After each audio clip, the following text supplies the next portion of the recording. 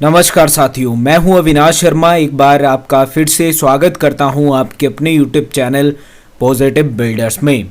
आज हम आपको बताएंगे कॉलम से जुड़ी हुई महत्वपूर्ण कुछ जानकारी जो आपको जानना बहुत ही ज़्यादा ज़रूरी है।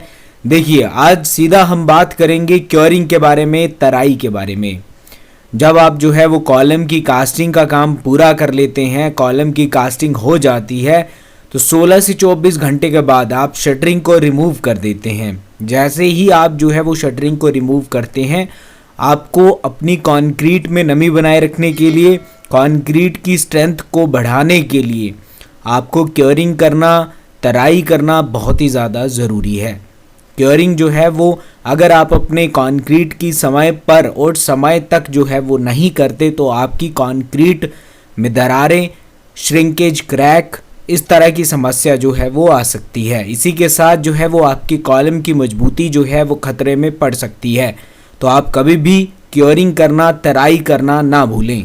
इसी के साथ हम जानेंगे किस तरह से आप जो है वो कॉलम की क्योरिंग कौन से मेथड से, कौन से तरीके से कर सकते हैं जो कि इंडियन स्टैंडर्ड कोड के अनुसार है, और आप अपनी कंक्रीट की क्योरिंग को किस तरह से लगातार उसमें नमी बनाए रखने के लिए कौन सा तरीका, कौन सा मेथड जो है वो अपनाएंगे। हर एक कंक्रीट मेंबर की क्योरिंग करने का तरीका, तराई करने का तरीका जो है वो अलग अलग होता है। जैसे स्लैब की हम क्योरिंग जो है, तराई जो है वो पॉन्डिंग मेथड बांध बनाकर करते हैं। इसी तरह से जो है जो वर्टिकल आपके कंक्रीट मेंबर होते हैं, जैसे कि कॉलम है आपका और आपका बीम जो प्लिंथ बीम होता है या फिर बीम्स होते हैं जो कंक्रीट वर्टिकल होती है, उसमें जो है वो पानी हम नहीं रोक सकते। साथियों, वर्टिकल कंक्रीट मेंबर में जो है वो इंडियन स्टैंडर्ड कोड के अनुसार जो है वो गनी बैग की सहायता से, गनी बैग को जो है वो कंक्रीट मेंबर के चारों तरफ लपेट कर जो है उसमें हम पानी की बौछार करते हैं। स्प्रिंकलिंग मेथड से जो है वो हम गनी बैग को भिगो देते हैं ताकि जो गनी बैग में जो मॉइस्चर है वो लंबे समय तक रहे और वो मॉइस्चर या वो नमी जो है वो कंक्रीट को मिलती रहे और बार बार आपको जो है वो कंक्रीट की क्योरिंग ना करनी पड़े, बार बार जो है पानी का छिड़काव आपको नहीं करना पड़े। तो इस मेथड से जो है वो आप वर्टिकल कंक्रीट मेंबर की तराई कर सकते हैं। और कॉलम और बीम में जो है वो इसी तरह से यहाँ पर गनी बैग की सहायता से ही कंक्रीट की आपको तराई करनी है। इस बात का आप अगर ध्यान रखेंगे तो आपके कॉलम की जो है वो मजबूती बहुत ही ज़्यादा बढ़ जाएगी और आसानी से आपके बिल्डिंग का लोड जो है वो कॉलम उठा पाएगा और किसी भी तरह की दरारें, श्रिंकेज, क्रैक जैसी समस्या नहीं आएगी। तो आपको इस बात का हमेशा ध्यान रखना है।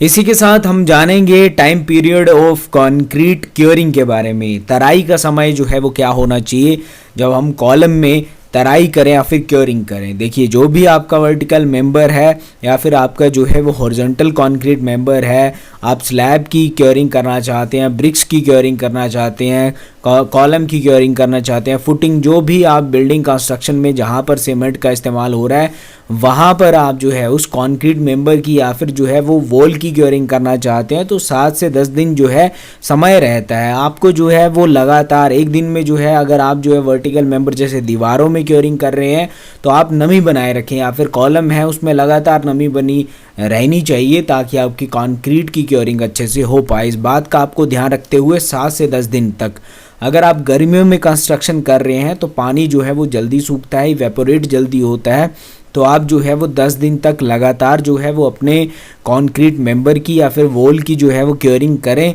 और इसी के साथ जो है जब आप सर्दियों में काम करते हैं तो सर्दियों में जो है वो आप 7 दिन तक भी क्योरिंग को कर सकते हैं। यहाँ पर 3 दिन का समय कम हो जाता है क्योंकि सर्दियाँ जो है उसमें पानी की आवश्यकता इतनी नहीं होती, तो नमी लंबे समय तक बनी रहती है, इसलिए आप जो है वो 7 दिन तक सर्दियों में और 10 दिन तक जो है वो आपको गर्मियों में कंक्रीट की क्योरिंग करनी है। तो ये थी जानकारी तराई से जुड़ी हुई, कंक्रीट की क्योरिंग से जुड़ी हुई। अगर आपको आज की जानकारी अच्छी लगी हो तो पॉजिटिव बिल्डर यूट्यूब चैनल को सब्सक्राइब कर दीजिए, बेल आइकन को प्रेस कर दें ताकि इस तरह की महत्वपूर्ण वीडियो और जानकारी आपको समय पर मिलती रहे। आज की वीडियो में इतना ही, मिलते हैं नेक्स्ट वीडियो में, तब तक के लिए बाय। आपका दिन शुभ हो, धन्यवाद।